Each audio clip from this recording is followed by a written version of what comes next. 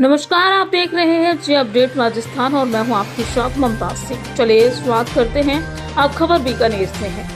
केंद्रीय विधि एवं न्याय मंत्री अर्जुन राम मेघवाल ने दादर लालगढ़ एक्सप्रेस को अब हनुमानगढ़ तक बढ़ाए जाने का शुभारंभ किया।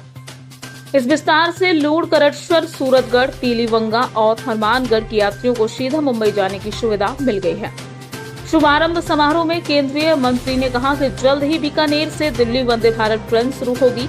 साथ ही बीकानेर रेलवे स्टेशन को लालगढ़ से भी 4 गुना ज्यादा सुंदर और आधुनिक बनाने की घोषणा की है। उन्होंने बताया कि रेल के जनरल क्लास में पट्टे हटाने और मोबाइल चार्जिंग जैसी सुविधाएं बीकानेर संसदीय क्षेत्र की मांग पर पूरे देश में लागू हुई हैं। वहीं खाजूवाला से जैसलमेर तक नई रेल लाइन का सर्वे भी शुरू हो चुका है। इस मौके पर बीआरएम गौरव गोविल ने कहा कि दादर से हनुमानगढ़ तक अब प्रतिदिन रेल सेवा उपलब्ध होगी। ये ट्रेन 21 डिब्बों के साथ दादर से चलकर हनुमानगढ़ पहुंचेगी।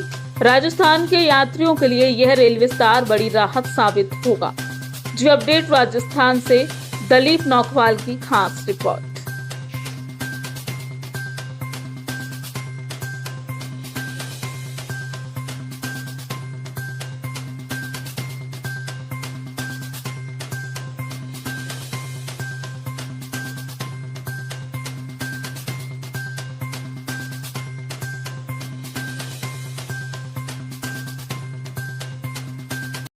देखिए, ये तो वंदे भारत ट्रेन है।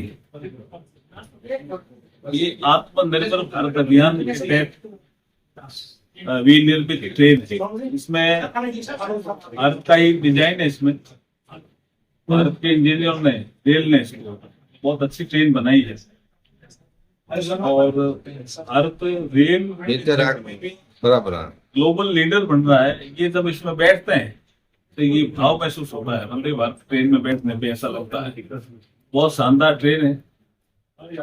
यात्री बहुत सुगमता से इसमें अपना सफर तय करके, जैसे जो संभावना है 5:45 पे ये बीकानेर से रवाना और दिल्ली कैंट से, उसके बाद भी उसको 3-4 घंटे मिल जाएंगे। जिसको भी कोई काम करना है तो वो काम कर पाएगा और वापस भी रवाना होकर के और 11 बजे तक घर आ जाएंगे।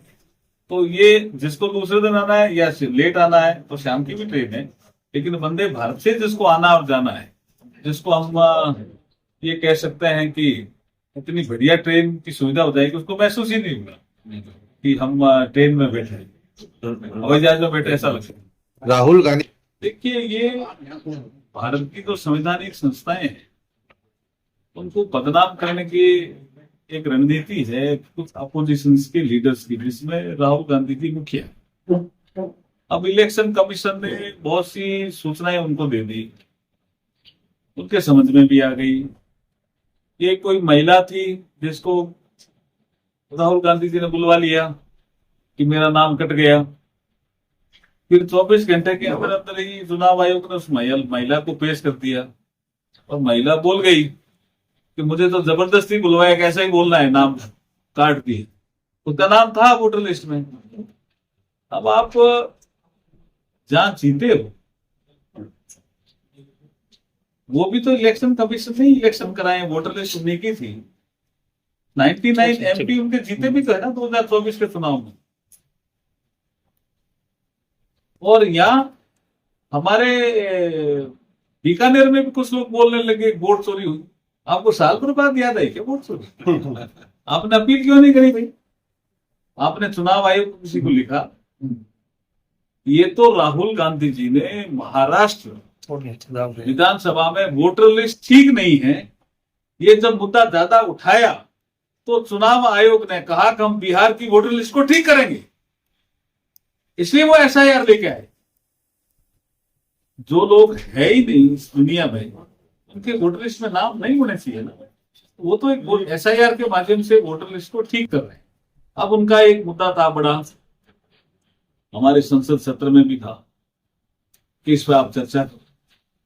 तो हमने उनको समझाया कि भाई आपके ही समय में ऑनरेबल स्पीकर बलराम जी जाखड़ साहब का एक रूलिंग कि working of the election commission पे चर्चा नहीं कर सकते।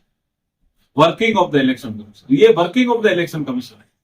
इलेक्शन में सुधार क्या कर सकते हो, इस पे चर्चा की जा सकती है और कानून मंत्री उसका जवाब दे सकता है, लेकिन working of the election commission इसकी चर्चा नहीं की जा सकती।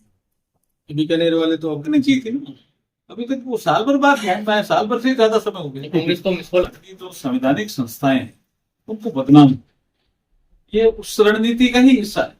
इलेक्शन कमीशन का काम बहुत शानदार रहा है 1952 से। थोड़ी बहुत कमी बेसी होती रही है समय समय से, कांग्रेस के जमाने में तो ज्यादा हुई है, हमने तो उसमें सुधार किया है। और अब तो इलेक्शन कमीशन ने प्रेस कॉन्फ्रेंस करके कहा है मैं तो वोटर लिस्ट को सुधार ही तो रहा हूं, और क्या कर रहा हूं। इंडिया का आपको कोई आपत्ति है तो हमें बताओ। 130वां विधेयक लाया था ना, तब संविधान निर्माताओं ने ऐसा सोचा था कि कोई मुख्यमंत्री, कोई मंत्री, कोई केंद्र का मंत्री और अगर प्रधानमंत्री भी हो तो क्या हुआ, अगर वो